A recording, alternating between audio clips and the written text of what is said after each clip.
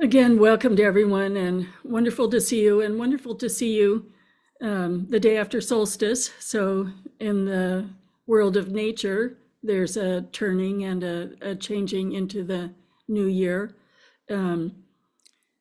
with the light shifting back to becoming longer and longer. And those of us in the north really, really feel that. So we are coming to the conclusion of Pema Chodron's book, How to Meditate, a practical guide to making friends with your mind. And that is really such a beautiful title. And I think this chapter really is one of the most brilliant instructions and most significant. And the title of this chapter is Beliefs. So I wanted to start with a story that I remember from some Dharma book, and I can't tell you the name of the culture. It was one that I wasn't familiar with, but it's the story of the god or spiritual leader of that culture. And he wanted to teach the village about beliefs.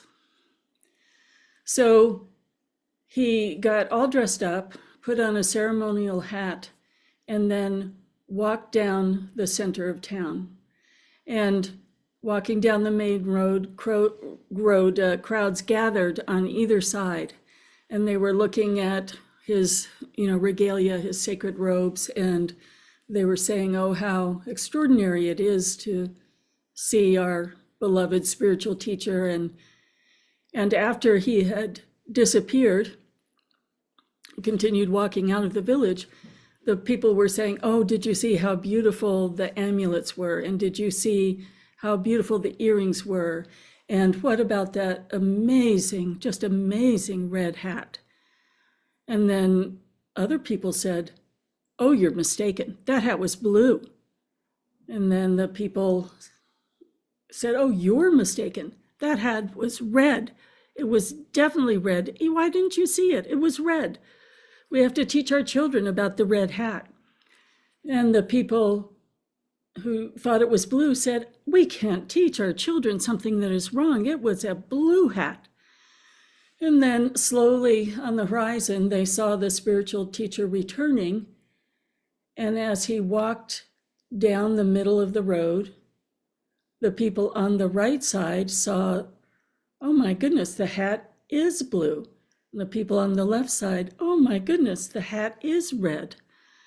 The spiritual teacher was wearing a hat that was red on one side and blue on the other side. And, in that simple example, we see how easy it is to form a belief and then to hold on to that belief and to believe in the truth of our experience so righteously that anything that contradicts that makes us angry. So in Pema Chodron's wonderful chapter, she talks about this quality of how we hold on so strongly to our beliefs. And she describes it as anything that limits our experience and causes us unable to perceive what's in front of our eyes and nose. Beliefs that we hold so strongly and so clearly that we're willing to fight. Beliefs that blind us and make us deaf. And I was really contemplating this quality of belief during this particular election cycle in the US. The week before the election, I went into retreat. And I was in a little meditation hut on the side of in West Virginia, they would call it a mountain. I would call it a big hill, but overlooked a big valley. And I was just thinking of the extraordinary level of anxiety and tension there was. And the meditation practice, of course, was to hold equanimity. And, I was looking out and sending prayers and holding bodhicitta and equanimity towards, certainly the local beings, but expanding that to the country and then beyond. But I was thinking, well, if I look to the Northeast, that's Washington, D.C., and they're holding on to certain kinds of belief systems. And then if I looked out on the farms in rural West Virginia, I was thinking, well, they have belief systems. And if I look straight north, well, there's Portland, where I live, a blue bubble. And my circle of friends had belief systems. And then I thought of actually the couple that owns the retreat center and who met me at the airport and drove me to the retreat hut. And they are immigrants. They've been here for 20 years, but their life experience is very different from mine. The man said that he saw his whole family killed in Cambodia. And then he came here and eventually in the big city owned and ran gas stations in the inner city. So he had belief systems.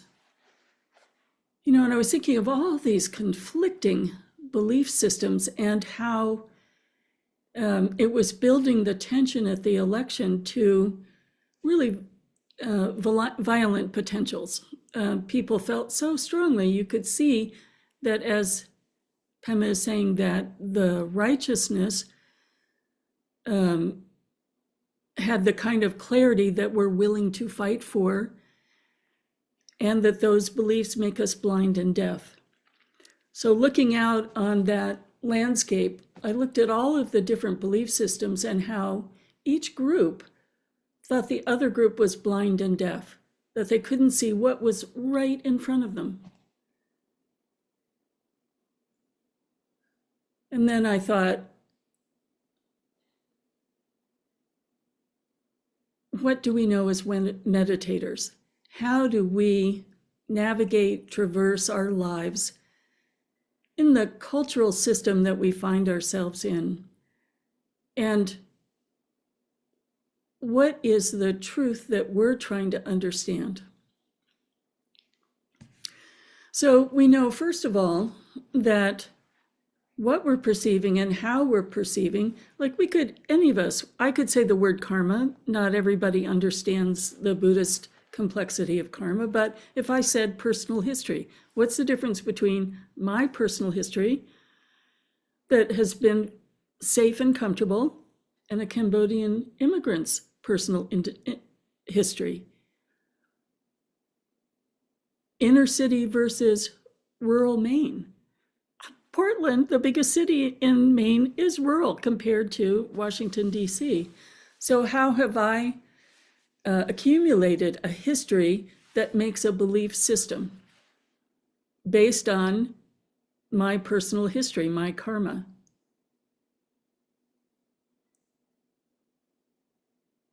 What do we understand as meditators? That our thoughts, belief systems are made out of thoughts,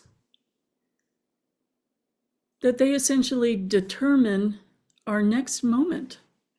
Are we happy or sad, angry, anxious? And that these thoughts that accumulate around beliefs that can make us calm and relaxed or intensely suffering, they're determining not only the next moment, but they're determining our future history, and I might say our future lives. That these thoughts are creating patterns in our minds. We know that from current science of neuroplasticity, that thoughts and patterns of thoughts create neural pathways. So we're strengthening in how we're thinking aggression, addiction, calmness, openness, compassion. So what do we meditators know in this moment? is that our choice determines what we're strengthening.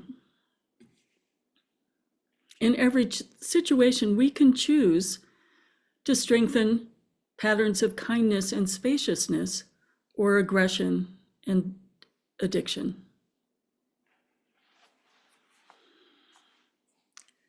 So if we simplify even further, what's our meditation practice? Meditation is a common word these days. So how does our belief about meditation affect what we're learning, what we're understanding? When I occasionally went to yoga classes, they called it meditation at the end when you just lay down and rested. And it was really comfortable. And I liked that. I liked, stretching out and resting. That's how some people think about meditation, that's what we're trying to do. We're just trying to have a moment of peace and resting in our mind body. And then what about the belief system that thinks, I don't like who I am, I want to be a better, nicer person? With meditation, there's hope. I can be a better, nicer person. So that belief system sets up how you take information, how you use information, how you learn from information. I want to achieve some sort of peace that I don't have right now. That's setting up a grasping. I want that happy experience that either is described in the text or every once in a while I have a moment of. I want it, and I want it to last. You can just feel the energy of wanting, filling that belief system. And then what we've been talking about, particularly as we were looking at Trungpa Rinpoche's book, what do we mean when we say liberation, change from the root? That aggression and addiction or grasping can be entirely liberated. And that meditation is becoming friends with our mind and liberating everything that obscures what we have been all along. Our Buddha nature is this compassionate heart mind of equanimity, open and spacious and available, immovable from that state, unchanging in that state. It's not becoming a better, nicer person. It's liberating all the blindness, all the belief systems that are covering over that openness, energizing the neural pathways that are turning towards the Dharma, turning towards our nature, dissolving the neural pathways that keep us addicted to escaping, trapped in aggression.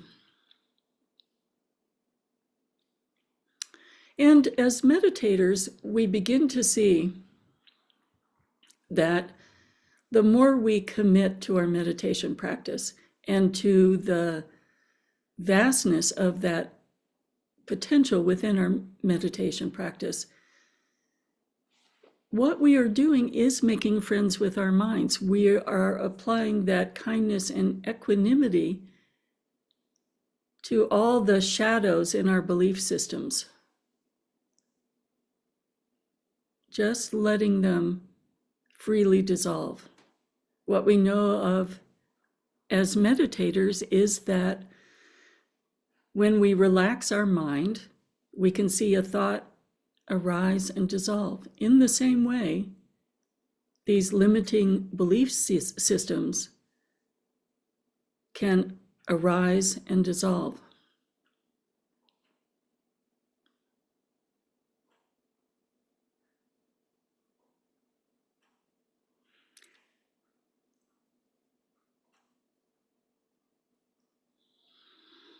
Sometimes we may not see it so closely ourselves, but your families might start to see that meditation is having a slow, gradual change. That this capacity of seeing the confusion in our mind become less tightly knit, less knotted, looser, gradually over time, loosening and dissolving layer by layer by layer. That we are actually more open, more warm, more welcoming. And from our side, as we become more open, more warm, more welcoming, our circumstances become more open, more warm, more welcoming.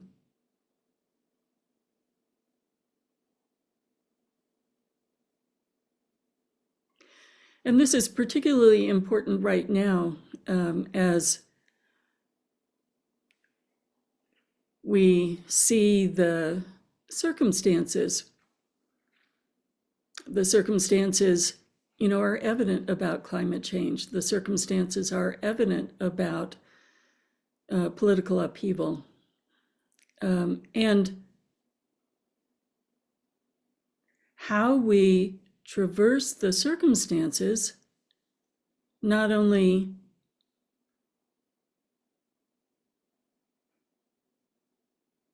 affects the circumstances, because the circumstances are like shifting sand, moving and changing, but it affects all the people we interact with. So as we move into this, we have to really question what is effective in this uncertain world. What do we want to teach? So many of you are grandparents. What do we want to teach our grandchildren? How do we want to help the youth who will inherit these circumstances? So I have two readings from her book this morning.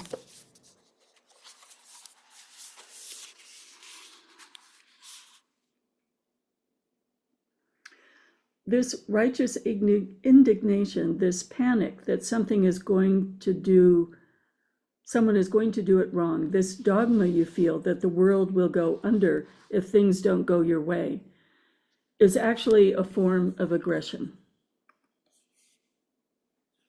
I'm going to read this again. This panic, someone's going to do it wrong, the world will go under if things don't go your way, is a form of aggression. This is true even if the belief is so-called good. For instance, the belief that we need to clean up pollution in the rivers. When we hold on tightly to a certain way of seeing things, we're poisoning ourselves. And repeat that. When we hold on tightly to a way of seeing, we're poisoning ourselves. We're energizing a pattern of aggression.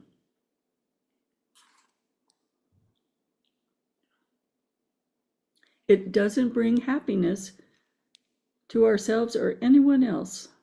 Our good views don't produce good results because they're coming from such panic, such aggression, and such determination to have it our way. Our good views don't produce good results because they're coming from panic, aggression, and determination to have it our way. And there's so much sense of an enemy. So, as meditators, we're looking at our inner circumstance, our outer circumstance, and we're starting to become sensitive that they're not separate. They're interrelated, interconnected. And that the neural pathway of aggression has an outer response, reaction to that aggression. I was very struck by Thich Nhat Hanh's method of guiding practitioners through the horrible emergency of the Vietnam War and trying to bring peace to Vietnam. And I remember his co-leader, the nun. I'm not calling to mind her name right now, but it was an emergency. People were dying. Boats were being attacked by pirates, and people were fleeing Vietnam every day on boats. And Thich Nhat Hanh and his community wanted to rent a boat to go out into the ocean to save the people who were drowning. So it's an emergency. And the nun went to the office in France to get the papers for the boat they had bought to leave the harbor, and the harbor master wouldn't give them to her. So many things are going to seem like emergencies. This was an emergency. People were dying. She was just incensed that the harbor master was being blind and deaf. Of his view, has to be done this way. You don't have the proper forms. I can't give you the papers. And she went back to Venerable Thich Nhat Hanh and reported the situation. And he said, you have to take a day of meditation before you go back. And she was, all right, didn't have hair, but she was pulling out imaginary hair. People are dying. What are you talking about? And he said, you have to take a day of meditation. Your anger is controlling you. So she sat in meditation for a day and went back and went into the office with a peaceful, open heart. And was met with a different response. She got the papers and the ship left the harbor. There's a connection between inner and outer. And there's a connection between how we want to have effective, virtuous action that leads to a more peaceful world, and our inner action, how we want to become friends with our minds, remove our own blindness and deafness, become free of determining beliefs, and cultivating openness and generosity and listening.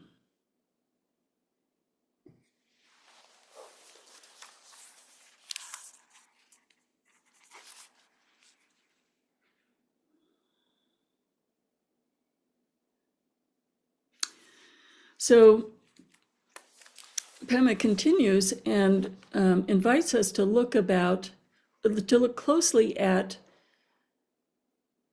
how we're holding our inner beliefs, not just about outer circumstances, about who we are, about how we experience the world, about the spontaneous responses that are arising in our situations, the belief that there's an emergency and we have to respond in this moment, or turning our mind towards the Dharma, opening and softening that there is time and space for that. How are we going to respond to our inner belief system? Are our beliefs controlling us? Or are we making friends with our minds in this very moment of emergency or seeming emergency, whether it's in the family or in our environment, or just in the moment of seeing some of our ancient patterns that we talk about having a stronghold on us, or in some of the old language, being a fetter, making a slave of ourselves with these old big patterns. A belief in poverty, a belief in aging, a belief in illness, a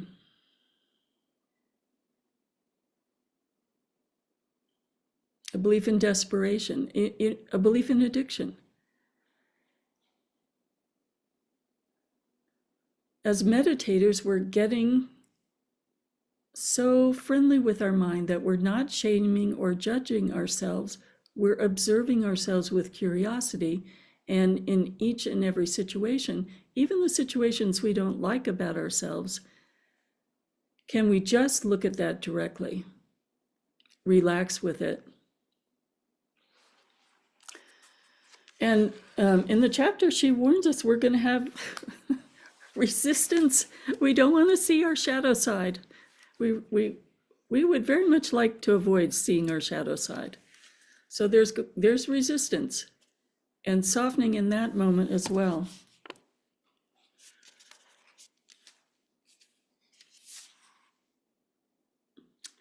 How tightly we hold on to our beliefs reminds us of what we're all up against.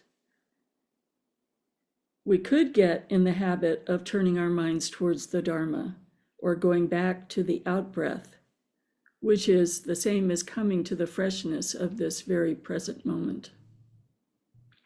This is very difficult when that moment is pregnant with a lot of energy, because very often your beliefs lock you down into angry thoughts, jealous thoughts, desperately lonely, sad thoughts, addictive thoughts, craving, wandering thoughts. When you look at your beliefs in meditation, you often find yourself sitting in a highly charged atmosphere. Get used to sitting there, breathing into it, rather than trying to escape. Pain can arise in space. Depression and fear can arise in space. We can make the space bigger so that we can let whatever arises be there because we put space around it. We put some softness and warmth around it. And bring as much honesty as you can to your practice. When you feel any firmness of mind, keep asking questions. Ask and ask questions. Get curious and open yourself to the space of meditation. This is how the world speaks to you.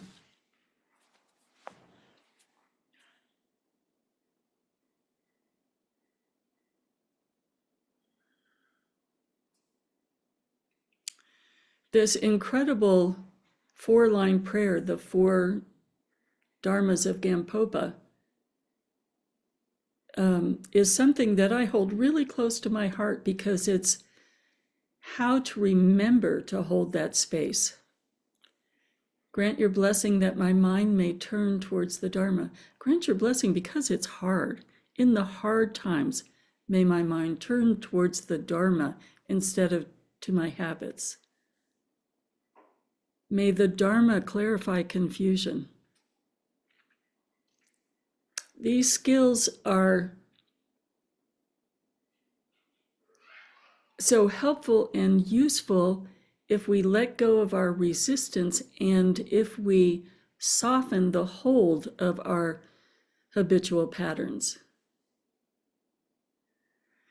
But we have to turn to them instead of our habits. But in that case, may the Dharma clarify confusion.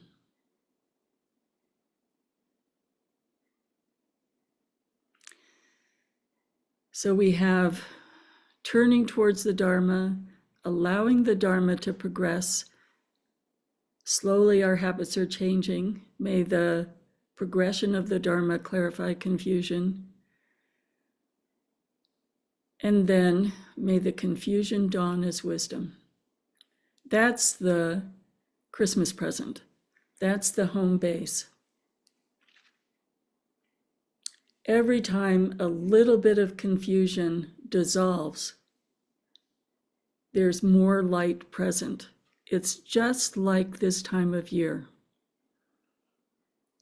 Every day there's a little more light present, a little darkness gone. Every day with the Dharma, just as imperceptible to the portion of a second of the light change in this deep winter time. But there's a little less confusion and a little more wisdom, because the removal of the confusion allows more light, more wisdom.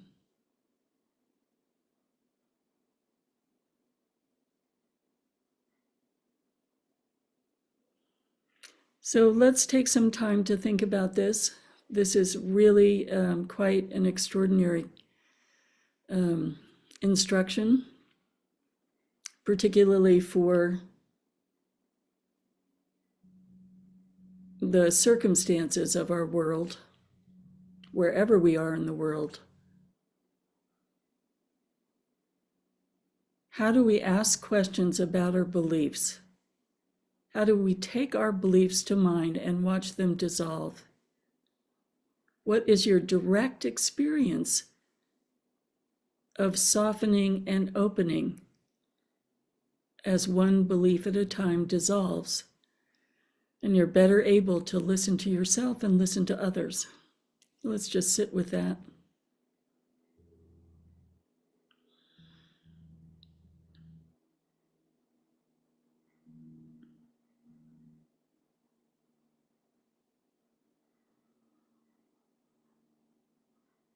Take one belief about an outer circumstance or an inner.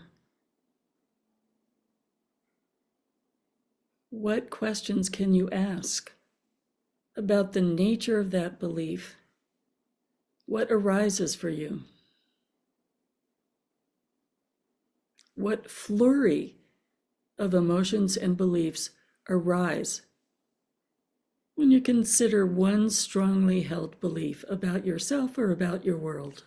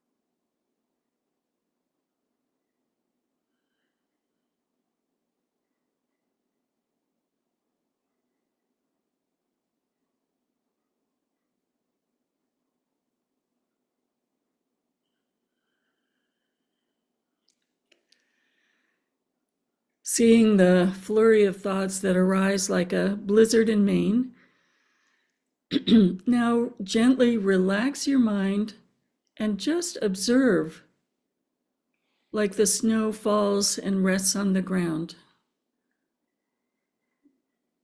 or the thoughts dissolve in the space you're creating in your mind, in the warmth that you're creating in your mind. One of the beautiful examples is a snowflake falling on a warm rock. Just watch all those beliefs. When they're not energized, they're only bundles of thoughts, and each and every thought can dissolve.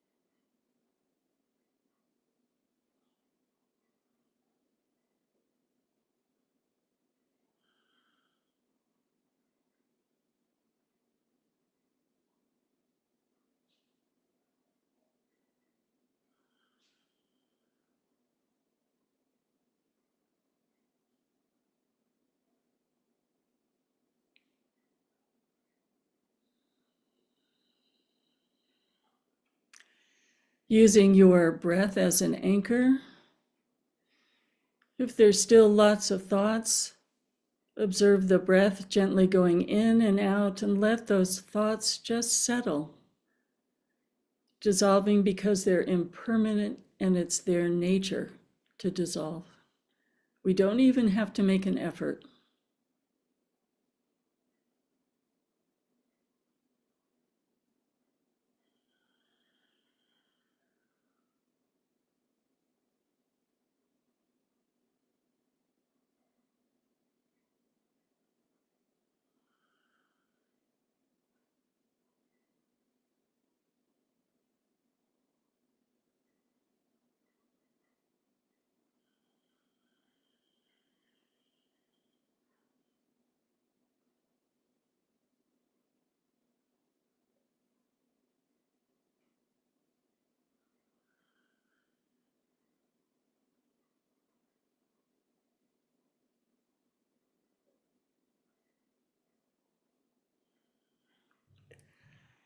Now, today is, different for each of us. We have different histories. We're in different situations. Some days it's more difficult to turn our minds towards the Dharma. Sometimes those bundles of thoughts reoccur like a nor'easter in Maine. We know that there are different snowflakes in a nor'easter, but that wind is so strong, that neural pathway, that karmic wind is so strong, it keeps driving more and more thoughts. So that may be any of our situations on any given day. That's why we anchor our attention to our breath.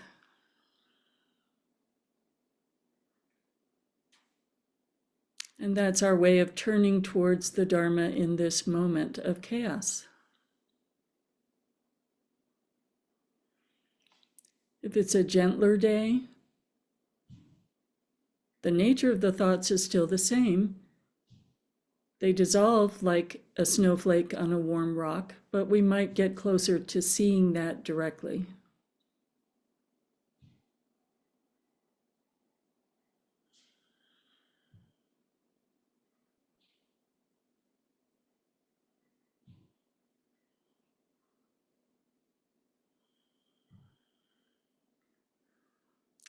But wherever you are today, just check in and notice that by turning towards spaciousness, relaxed openness, the steadiness of attention, just notice how it feels in your body, in your heart mind.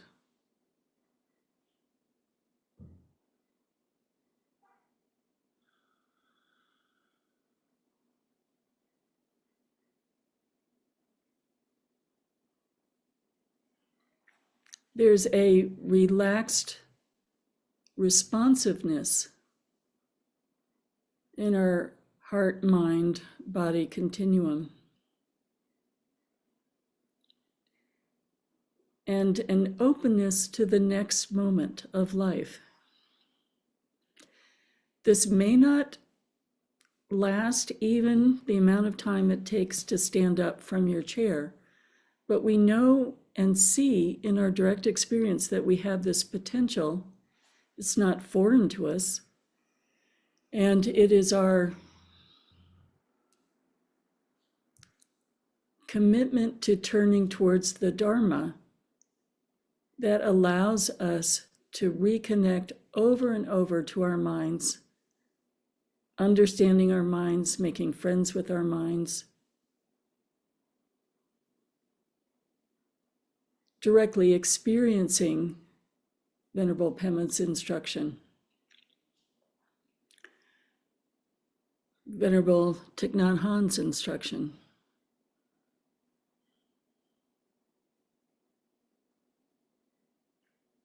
Make peace, make friends with your heart mind. Then go to the dinner table in this holiday season.